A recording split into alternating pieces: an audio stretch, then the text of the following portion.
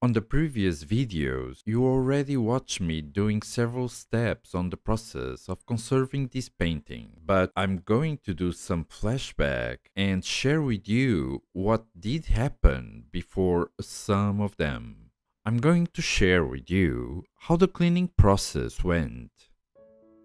Because this painting is really dirty, the first thing I need to do is to remove the grime, and by doing this, it will allow me to easily access the varnish. This grime is a conjunction of grease, smoke from cigarettes or fireplace, dust, and several other things that are not welcome here. So I'm going to remove it, and to do so I use a special wax mixer with some solvents on it that will break down this dirt. And then I can clean it with a smooth cotton cloth. I will have to do this to the whole painting. Normally, I start with big solid colors that normally are on the background. Then I pass to areas that are more specific and where I do need to be a little bit more careful. For example, on the uniform epaulettes, I have to do it in a more gentle way because those epaulettes are painted with a more dense paint. There are some reliefs, so the artist that did paint this used a technique called impasto, where more paint is applied in order to give a more realistic effect to this specific area. I must say that in this case it becomes very beautiful, and you are going to see that when I take the old varnish out, we are going to see how beautiful the artist did paint those.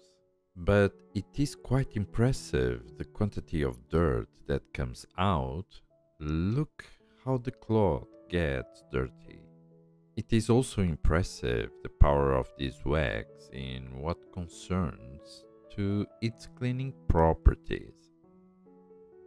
After finishing the cleaning of the grime in big areas as background and the uniform, I have a better understanding of this painting. Cleaning those parts also helps me to understand how colors and dirt are reacting to the wax. And with that know-how, I can pass to the face. As all the painting, the face is also very dirty, but there are also some spots that I am not sure yet if it is grime or varnish that was applied over an old existing varnish. Unfortunately, it was a very common practice in the past to apply new layers of varnish without removing the old ones. Finally, now that I do have all the grime removed, I can now start to take the old varnish out. And please, if you like this video, click on the like button so I can spread this video to more people. Thank you!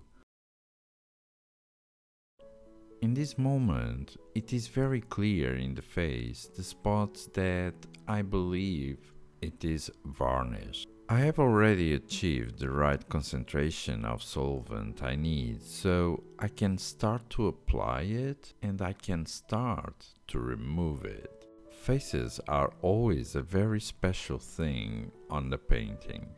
It is a big part of the total expression of the painting. So every restorer is always very careful and patient in what removing the varnish on the facing concerns. So it can take time, a lot of time, and cannot be rushed, otherwise the removing can go too far. So it's important to take time to be very attentive to see how colors react, because sometimes in the same color in the same painting does not react to the solvent in the same way. So it's important to know when to stop. It is better to less clean than to over clean it.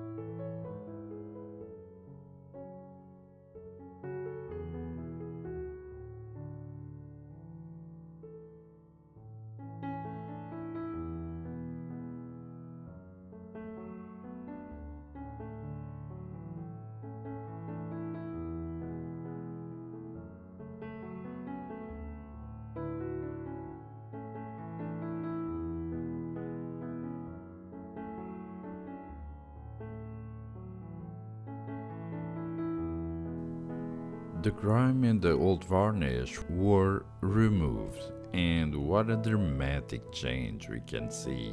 The spots caused by the varnish no longer are there, and now we are able to see the real color that the artist did paint in his face. Marshall Saint Arnaud is starting to get in a much better condition.